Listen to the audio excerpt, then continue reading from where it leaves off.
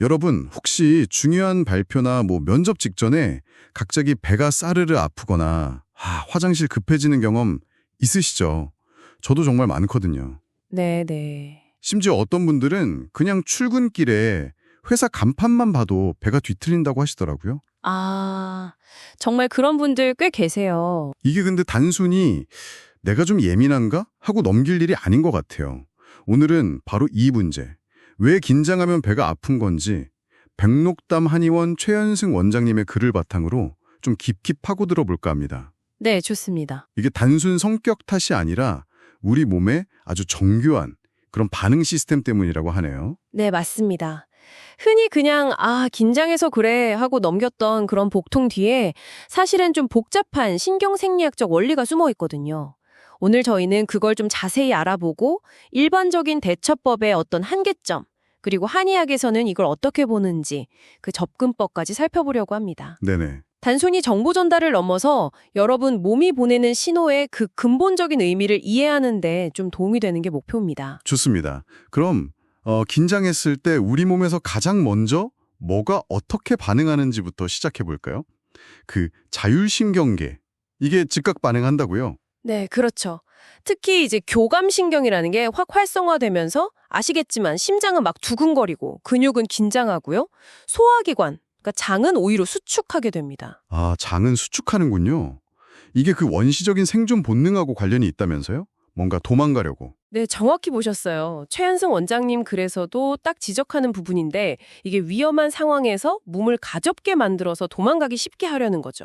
그래서 본능적으로 장을 좀 비우려는 움직임이 나타나는 거고 이게 이제 복통이나 설사 같은 우리가 흔히 말하는 스트레스성 장 증상으로 이어지는 겁니다. 와, 생존을 위한 반응인데 현대 사회에서는 이게 참 고통스러운 증상이네요. 그렇죠. 근데 왜 유독 장이 이렇게 감정 변화에 민감하게 반응하는 걸까요? 제2의 뇌라는 별명까지 있다던데요. 그거 정말 중요한 포인트입니다. 장에는요, 무려 1억 개 이상의 신경세포가 있어요. 정말 많죠? 이렇게요? 와, 네. 그래서 제2의 뇌라고 불리는 거고요. 그만큼 감정 변화에 아주 민감하게 반응할 수밖에 없는 구조예요. 특히 평소에 좀 불안을 잘 느끼거나 예민하신 분들은 이 장신경망 자체가 좀 과민화되어 있을 가능성이 높습니다. 과민화요? 네. 그래서 신경회로가 예민해진 상태라고 표현한 게 바로 이걸 말하는 겁니다. 작은 자극에도 장이 쉽게 막 요동치는 거죠. 아하, 단순히 소화 기능이 약하다 이런 차원이 아니라 장의 신경 자체가 예민해져 있다는 거군요. 정말 흥미로운데요? 네. 그리고 이 현상의 아주 핵심적인 연결고리가 바로 뇌 장축, 영어로는 brain gut axis라고 하는 건데요.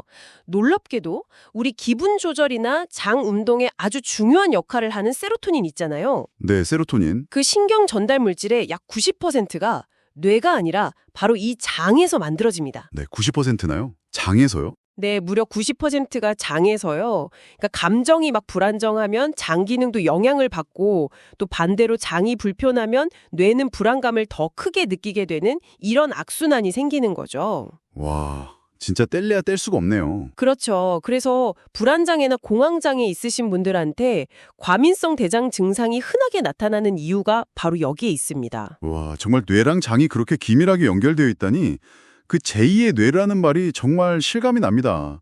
근데 많은 분들이 이런 증상 때문에 병원에 가면 보통 과민성 대장증후군 이런 진단을 받고 데파스나 알프라졸람 같은 항불안제 이런 약 처방받는 경우가 많다고 들었거든요. 네, 그게 아주 흔한 경우죠.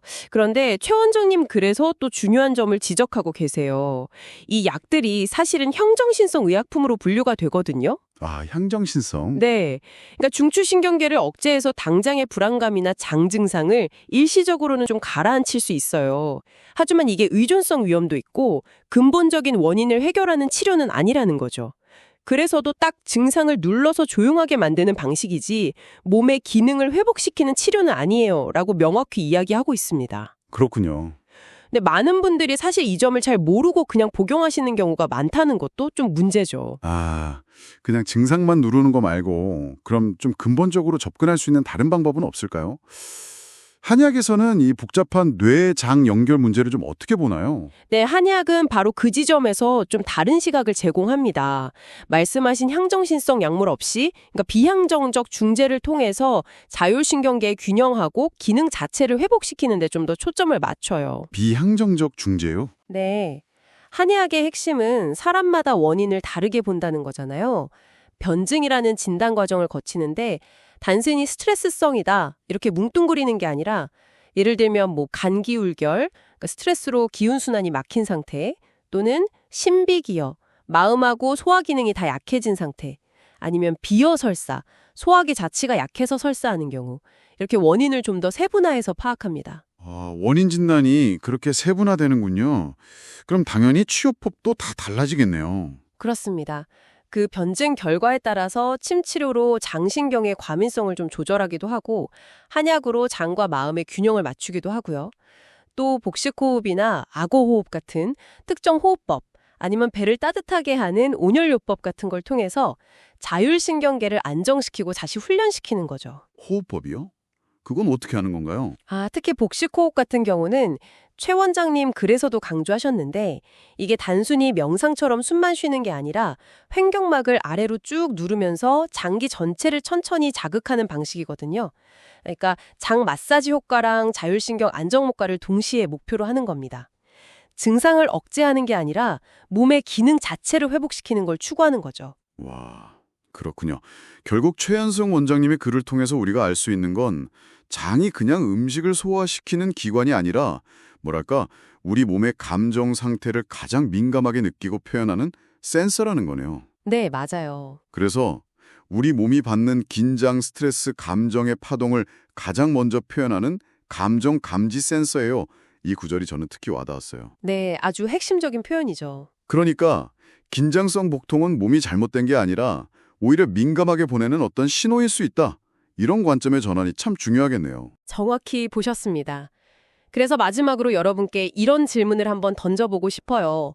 몸이 보내는 이런 불편한 신호를 그냥 약으로 덮어두려고만 하기보다 왜 내 몸은 지금 이렇게 반응하고 있을까 하고 그 근본 원인을 한번 탐색해보는 시간을 가져보시면 어떨까요? 좋은 질문이네요. 네. 몸과 마음이 스스로 회복할 수 있는 그런 환경을 만들어주는 것. 그것이 어쩌면 진짜 치료의 시작일지도 모릅니다. 오늘 저희 이야기가 여러분 몸의 소리에 조금 더 귀 기울여보는 그런 계기가 되기를 바랍니다.